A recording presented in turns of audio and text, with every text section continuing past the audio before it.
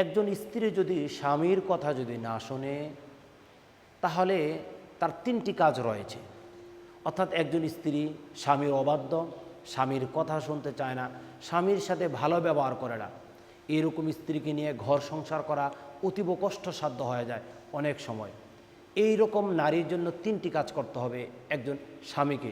প্রথম কাজ হচ্ছে ওই স্ত্রীকে বারবার নসিহা করতে হবে, বারবার উপদেশ দিতে হবে, বারবার ভালোবাসার তাগিদে তাকে বোঝাতে হবে। দ্বিতীয় নম্বর কাজ হচ্ছে তার থেকে বিছানা আলাদা করে দিতে হবে।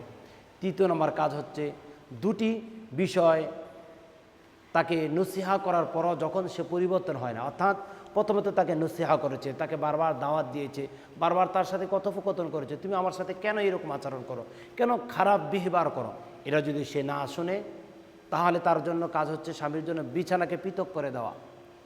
তৃতীয় নম্বর কাজ হচ্ছে তারপরও যদি না শোনে উভয় পক্ষের, অর্থাৎ স্বামীর পক্ষের এবং স্ত্রী পক্ষের উভয়ের পক্ষের ফ্যামিলি একসাথে মিলিত হয়ে তার সাথে পরামর্শ করা, পরামর্শে বসা। তারপরও যদি কথা না শোনে তারপরে সর্বশেষ চূড়ান্ত সিদ্ধান্তে পৌঁছে যেতে হবে।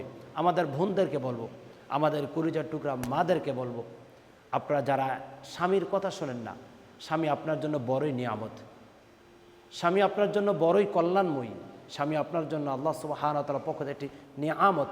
আপনি স্বামীকে শ্রদ্ধা করা শিখুন, স্বামীকে ভালোবাসতে শিখুন।